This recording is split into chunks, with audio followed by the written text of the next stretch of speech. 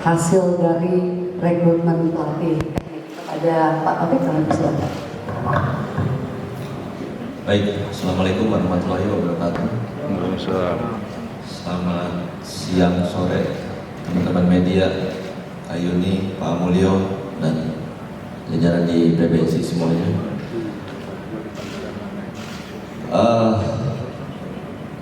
Mungkin sebenarnya udah nggak usah diumumin lagi, karena udah tahu juga kan. Media ini udah tahu semua kan di sini siapa aja sebenarnya, karena bocor. Baik, saya akan menjelaskan sedikit, mungkin beda daripada yang 4 tahun lalu, 8 tahun lalu, mungkin 16 tahun, 12, berapa puluh tahun lalu. Ini sesuatu yang baru.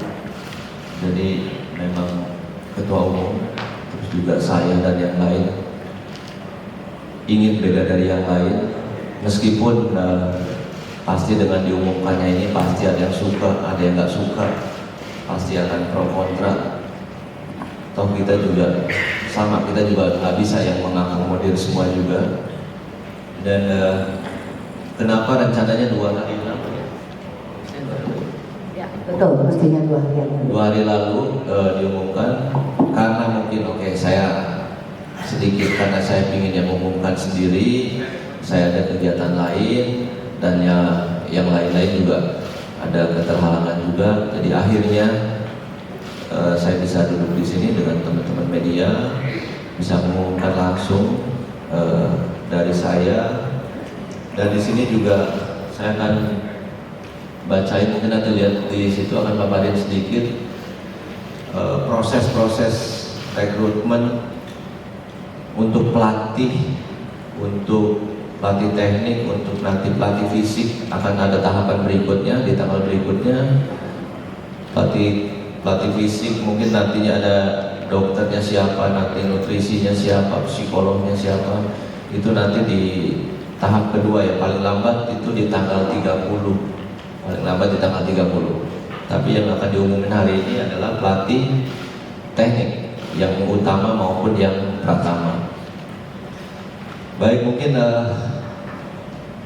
era yang sekarang itu kita mau yang terbuka, dan kita juga pemilihan pelatih bukan berdasarkan like and dislike, mungkin berdasarkan suka karena siapa, karena kedekatan. Kita juga ada bekerja sama juga dengan yang namanya Daya 5. Kita juga pelatih semua di assessment di situ semua. Di situ ada semacam interview apa semua tentang yang paling mendasarkan tentang olahraga bulu tangkis apa semuanya. Dan kita juga membuka kemarin itu sistem rekrutmen pelatih, dan kemarin itu ada sekitar 51 pelatih yang mendaftar, dan akhirnya yang masuk itu 20 pelatih utama, pelatih pratama sama asisten. Jadi tahapan rekrutmen itu kemarin tanggal 3 sampai 9 Desember itu pengiriman surat lamaran, riwayat hidup apa semuanya, total pelamar 51, 50 WNI, satunya dari luar. Terus tanggal 10-12 itu seleksi administratif yang lolos seleksi akan diundang untuk mengikuti wawancara dan asesmen. 13-14 ada wawancara dan asesmen dari konsultan independen. 15-16 rapat penentuan oleh PPPBSI. 17 harusnya pengumuman, karena ada beberapa hal yang detail administratif dan harus diselesaikan baru diumumkan hari ini. Mungkin saya akan umumkan sekarang ini susunan pelatih teknik. Untuk tunggal putra, kepala pelatih utama Pak Mulyo Handoyo, asisten pelatih utama Marlem Mainaki, pelatih pratama Daingra Wijaya, asistennya Herli Jainuddin.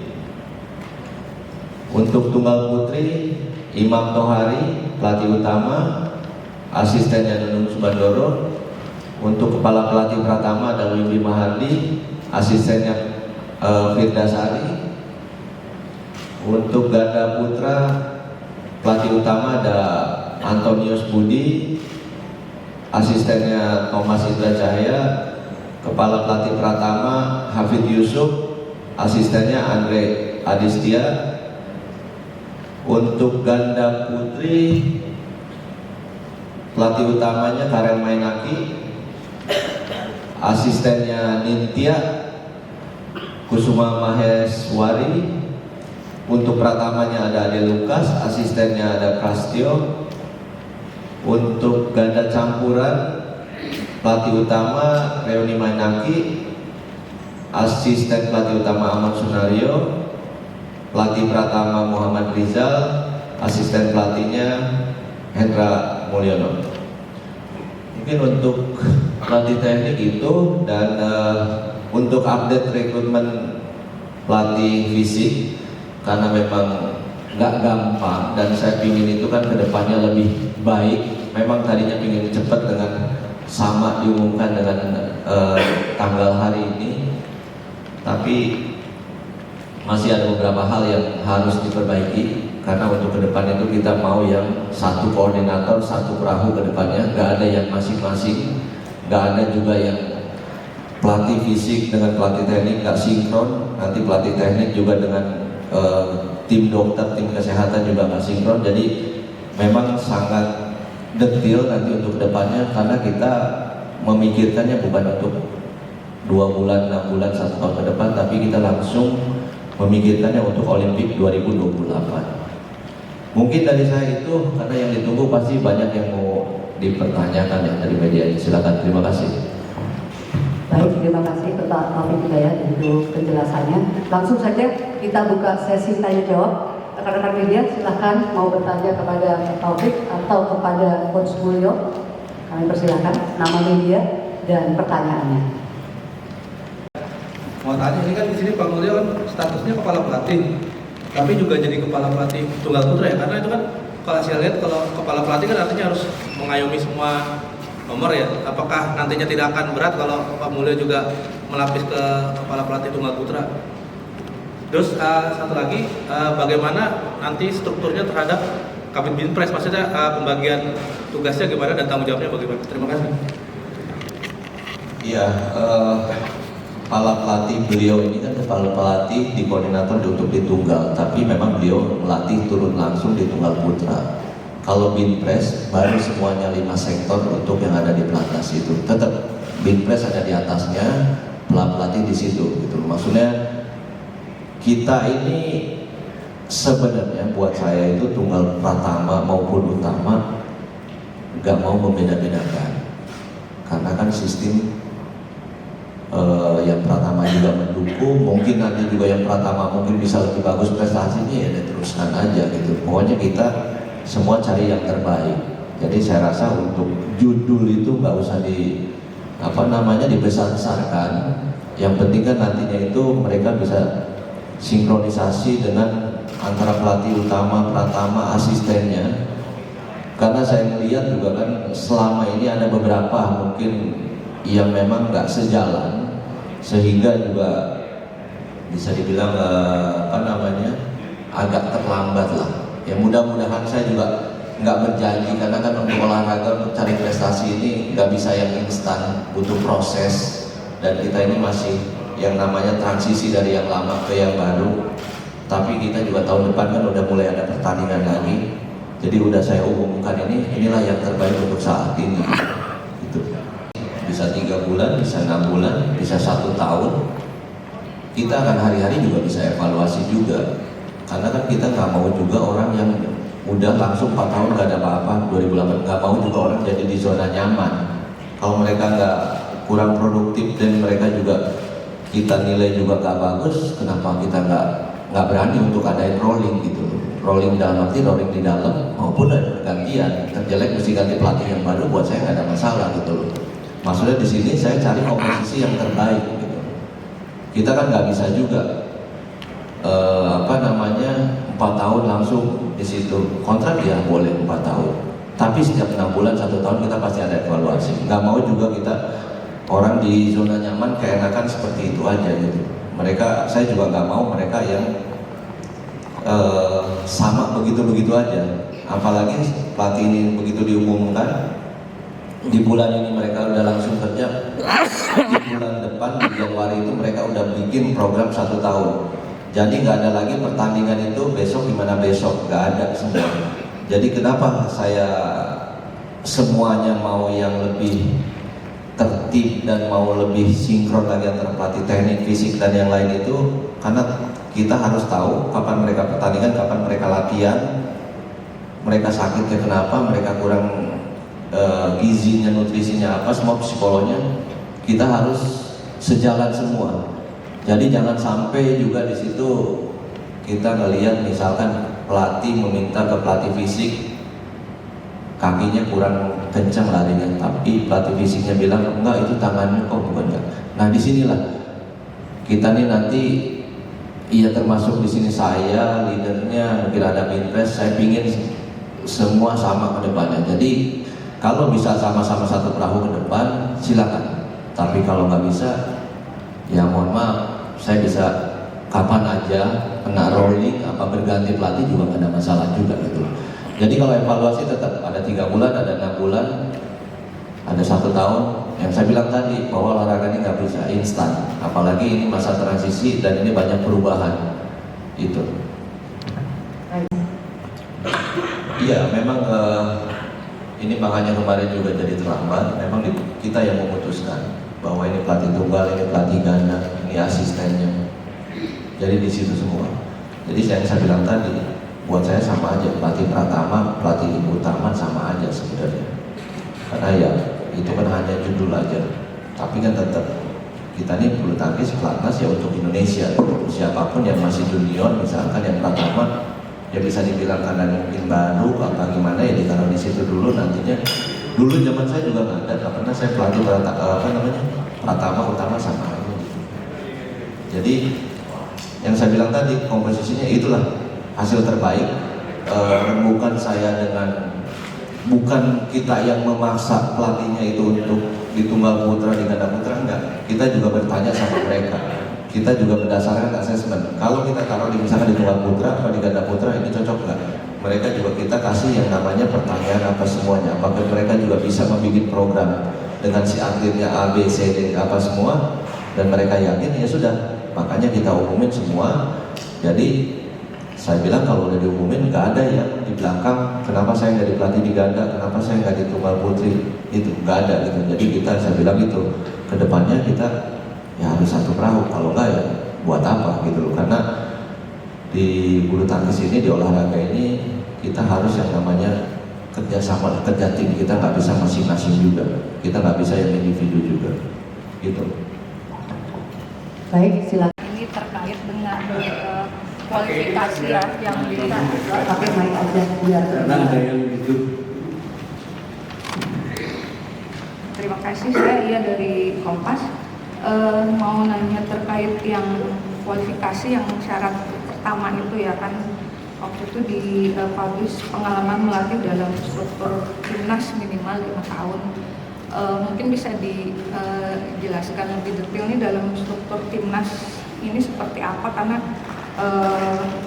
apa namanya kalau lihat nama-namanya mungkin ada, kalau misalnya timnas tuh ada beberapa mungkin yang atau saya yang apa namanya belum sampai tahu semua backgroundnya, ada beberapa nama yang belum punya apa namanya melatih dalam timnas selama 5 tahun gitu. Atau mungkin sayanya yang salah persepsi, jadi bisa Mungkin kalau di timnas itu di Indonesia, maksudnya di klub kan nggak semua orang juga yang di klub itu namanya timnas mungkin mindsetnya timnas itu kan pelatnas ya. Jadi ya mungkin kalau memang ada salah mohon dikoreksi juga, tapi itu sebenarnya timnas itu yang ada di klub-klub Indonesia maupun Pemprov maupun yang ada di pelatnas. Karena kan kita open recruitment juga sampai yang luar negeri juga kan ada yang pendaftaran juga di sini. Gitu. Baik, terima kasih. Silakan. Masih ada yang mau ditanyakan? Tentang kontrak sistem pelatih, sistem kontrak pelatih tadi mungkin kan disampaikan tadi kalau tidak salah, saya tidak salah benar kontrak sampai 4 tahun gitu kan, atau hanya 1 tahun seperti sebelumnya gitu.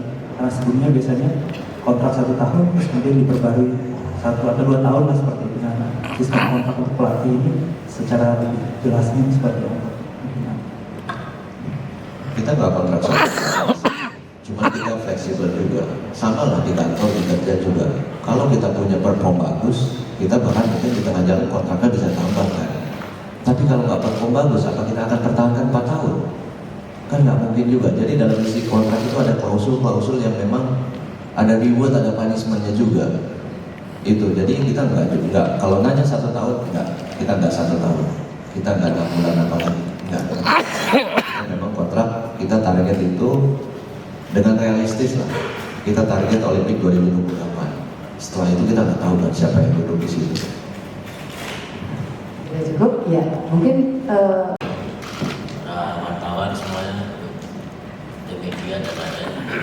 Udah lama nggak ada dari Udah lama sekali. Jadi tantangan ke depan pastikan kita ini kan targetnya untuk 2028, tapi dalam menjelang 2010 kita kan perlu proses semuanya. Apalagi kalau kemarin saya ditugaskan untuk melihat di final tour itu ya, kita sedikit agak ketinggalan. Makanya kita mesti harus paling enggak untuk regenerasi itu harus cepat. Jadi yang mungkin yang saya bisa artikan nanti untuk percepatan akselerasi untuk mengejar ketinggalan kita untuk ke depan. Itu yang saya harapkan, karena pemain-pemain yang kemarin itu kan yang main di World Tour itu semua yang terbaik dari Indonesia, melawan juga yang terbaik dari luar. Tapi kita agak sedikit di bawah, meskipun mereka sudah tampil maksimal, tapi mesti sedikit di bawah. Dan melihat dari usia semuanya, kita harus mempercepat regenerasi pemain-pemain muda yang mesti harus kita kejar untuk ketinggalan, karena kita juga berpacu dengan pemain-pemain muda yang di luar yang saya lihat juga banyak muncul ya, baik itu single maupun double atau baik putra maupun putri. Jadi itu kita harus berpacu untuk mengejar, jangan sampai kita ketinggalan. Itu yang bisa saya sampaikan. Terima kasih. baik, terima kasih Coach Mulyo untuk jawabannya. Silakan, masih ada yang mau bertanya. Terganti kameranya. Oh, pemanggilan.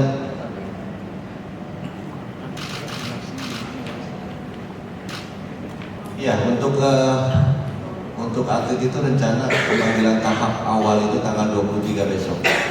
Tanggal 23, nanti tahap kedua mungkin nanti ada seleknas tahun depan itu di bulan akhir Januari Februari awal. Karena kan kalau memang di Januari terlalu mepet juga karena ada 3 pertandingan kan di situ. Jadi kita ingin fokus juga. Jadi saya bilang itu gitu loh. Ini memang masa transisi dan kita sesuatu yang beda. Karena selalu dibilang kan bulu tangkis ini dalam keadaan tidak baik-baik saja kan. Saya ingin lebih baik lah. Pasti semua orang juga ingin lebih baik lagi. Cuman cara-caranya yang berbeda.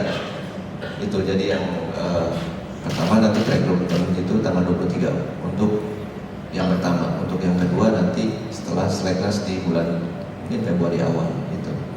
Nanti masalah transisi ya pasti yang saya bilang tadi itu ada yang ya kalau bisa dibilang pro kontra, ada yang suka, ada yang nggak suka.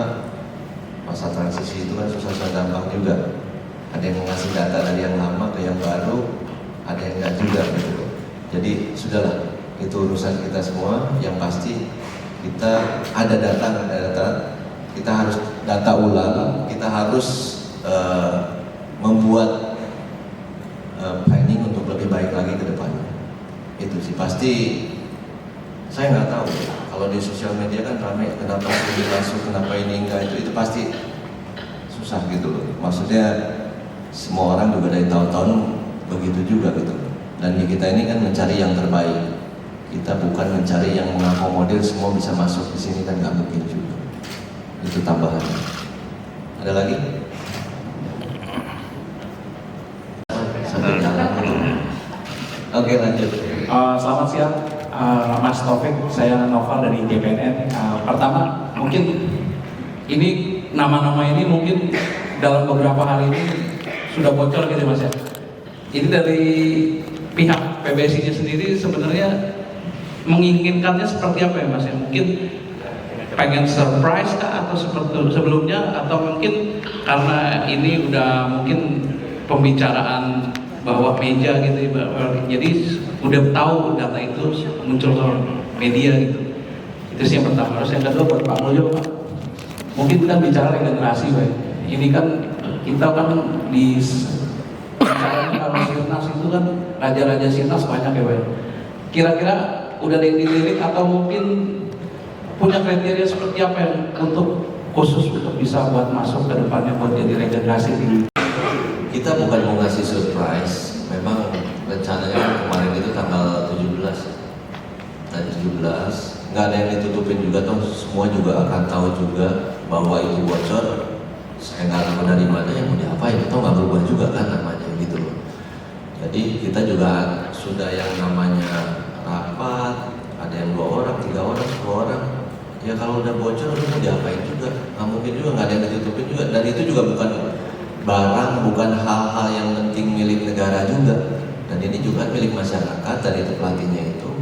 Dan nggak ada yang melanggar aturan juga kan, bocor apa enggaknya gitu. Jadi bukan dokumen resmi yang stempel presiden, bukan juga gitu. Ini kan PBSI aja. Bocor itu kan ya sudah dikeluarkan jadi dinamika, itu kan biasa lah. Ramai kan kita harus, ya kita bikin ketawa aja. Maksudnya ya bukan ketawa ngeledek, tapi ini sudah mau diapain gitu. Ini udah bocor di mana-mana, atau sudah terjadi. Terus sekarang antisipasinya apa? Atau kita udah bocor, udah umum sekarang, ada yang bisa dirubah juga gitu. Itu. Ada lagi apa? Ke Pak Mulyo? Boleh. Cukup. Cukup. Terima kasih. Masalah bocor. Kita tampil kalau bocor. Terima kasih. Ya memang dalam pantauan saya beberapa, cuman 1-2 turnamen aja yang kemarin itu, memang kita juga nanti akan merekrut beberapa pemain muda yang dengan ketentuan yang sudah ditetapkan oleh PBBPSI yang akan nanti mungkin akan disampaikan oleh Pres atau ke siapa nanti ke Pemprov di Indonesia, sehingga itu akan jadi ketentuan untuk bagaimana merekrut pemain-pemain muda itu, dan itu dengan persyaratan yang sangat ketat, sehingga saya harapkan itu kita masuk di dalam pelatnas ini betul-betul terus seleksi dengan baik, dengan persaingan yang baik juga, artinya baik itu dengan kompetisi yang benar-benar baik. Saya kira itu yang bisa saya sampaikan. Pasti kan kita butuh, dan memang kita untuk regenerasi ini kan sangat diperlukan, dan kita perlu akselerasi untuk percepatan ini itu sangat-sangat kita perlukan supaya kesinambungan pemain-pemain ini berjalan dengan baik. Saya kira itu. Terima kasih. Silakan, masih ada lagi. Manusia itu nggak ada yang adil. 50-50 susah. Nanti kalau misalnya ada tambah satu yang bagus kita ambil, bertambah kan. Nanti kita lihat di perjalanan. Harusnya yang utama lebih sedikit daripada yang pertama. Karena yang junior ini kan panjang generasinya. Kita juga nggak bisa misalkan ada 10 ganda putra di atas semua di situ. Tapi secara kualitas hasilnya biasa-biasa aja. Lebih baik kita punya 2, 3, 4 pasang, mungkin di ganda, di tunggal juga sebenarnya, tapi mereka kualitasnya yang benar-benar bagus. Jadi yang kita persiapin memang pelapis-pelapisnya ini untuk kedepannya juga. Sama mungkin nanti juga ada kita lagi membuat sesuatu yang berbeda juga. Mungkin kalau dulu kan selalu diambil dari Seleknas ya. Yang tadi Pak Mulyo bilang untuk percepatan kita bisa ngambil bisa kapan aja. Tapi di situ juga ada poin-poin yang apa sih standarnya yang bisa diambil itu dan bisa kapan aja. Makanya mungkin nanti juga di tahap pertama mungkin ada nama baru, bisa bertanya juga kenapa gitu. Dan kalian juga mungkin nanti bisa dilihat, kok bisa diambil, prestasinya apa wajar diambil di sini apa enggak gitu loh. Jadi enggak, kalau misalkan umur 15, 16 sudah bagus. Dan pelatih juga Pinpres apa semua mungkin saya setuju, kenapa enggak gitu, kenapa mesti nunggu tahun depan untuk Seleknas gitu. Jadi memang ada standarnya untuk ngambil itu. Nanti ada ya ada talent scouting, jadi nggak hanya dari Seleknas setiap akhir tahun untuk masuk ke pelatnasnya gitu. sport science ada apa aja tahu nggak? Kalau di kuliah berarti semua yang ada support sistemnya. Di Indonesia ada nggak sport science? Kalau di mata kuliah ada. Iya, maksudnya alatnya, tempatnya ada nggak? Ada. Mana Cibubur. Cibubur baru dibangun. Belum pernah lihat sih. Yang lengkap ya, yang lengkap ya. Jadi kalau saya bicara tentang sport science, kita lagi menuju ke situ. Kalau berbicara secara sport science seperti ini, kita alatnya aja nggak punya. Jadi kalau dibuka nanti di googling sport science itu isinya apa aja. Kalau sudah lengkap, alatnya ada, tempatnya ada, labnya ada, nah itu baru namanya sport science. Di Indonesia tuh belum punya yang secara komplit itu. Ada mungkin, tapi banyak alat yang ketinggalan juga. Alatnya ada, tapi SDM-nya nggak ada. Nah mudah-mudahan dengan saya di sini di PBSI, saya juga di Kemenpora, saya kepingin itulah salah satu cita-cita untuk olahraga Indonesia itu menciptakan yang memang benar-benar sport science. Jangan hanya di tempat olahraga ditaruh di situ sport science, tapi alatnya nggak punya gitu loh. Jadi asal jangan judul-judulnya aja sport science gitu loh. Jadi mudah-mudahan dengan ke depan ini kita punya ide-ide yang bagus dan kita juga disupport sama pemerintah. Pingin ada seperti itu karena di negara-negara lain itu sudah ada semua. Singapura aja yang nggak punya atletnya nggak banyak, mereka punya gitu loh. Di Malaysia mereka punya, hanya di Indonesia lah. Ada mungkin sudah lama, tapi kan sport science itu kan harus ada peralatannya, apa labnya semua ada, dokternya, psikolog, nutrisinya yang benar-benar mereka paham tentang itu. Gitu. Jadi mudah-mudahan ke depannya. Tapi kalau menuju, iya kita lagi menuju. Tapi kalau secara sport science kita memang nggak punya. Kita jujur aja. Karena paling berat itu atlet itu harus jujur. Cuma 2 menang kalah, ada apa enggak? Memang nggak ada. Itu. Terima kasih. Terima kasih.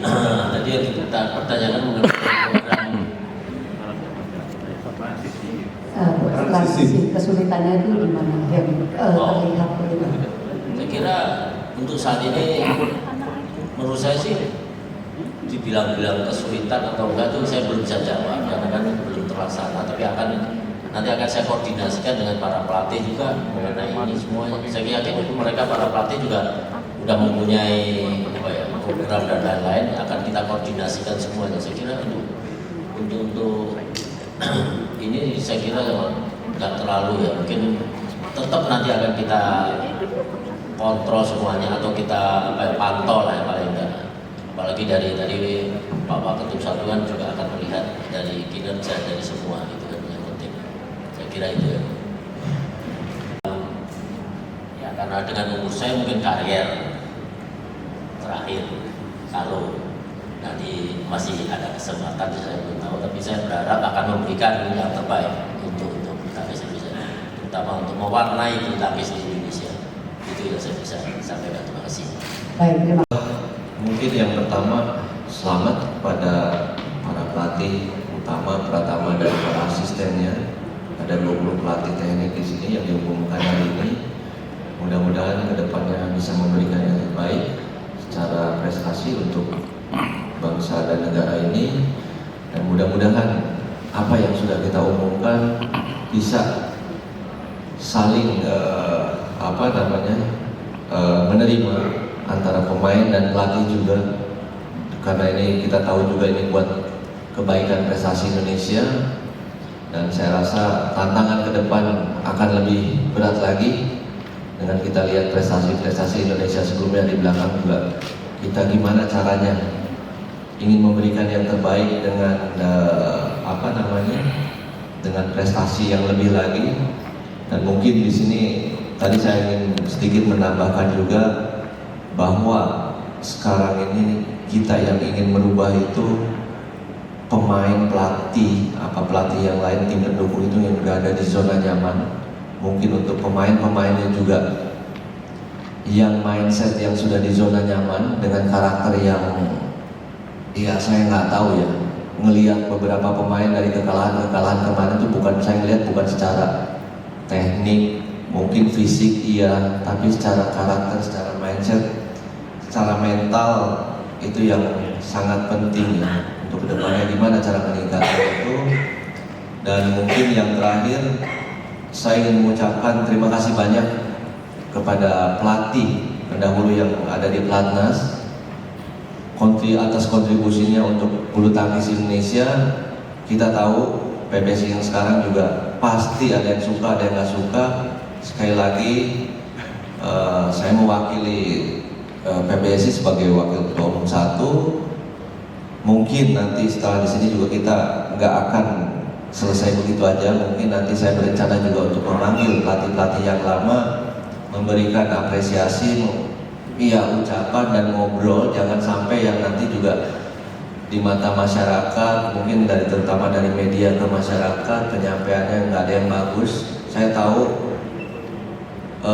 pilihan ini berat, tapi inilah yang terbaik saat ini untuk memberikan kontribusi, dan saya hanya butuh dukungan dari masyarakat, doa dan support untuk tim yang ada sekarang ini, pelatih maupun pemain yang nanti tanggal 23 diumumkan. Itulah yang terbaik, karena apapun juga kamilah yang bertanggung jawab, pemain lah yang memutuskan nanti di lapangan itu. Kita hanya tim support, masyarakat hanya tim doa, media hanya menyampaikan dari pemain, dari pelatih ke masyarakat luas.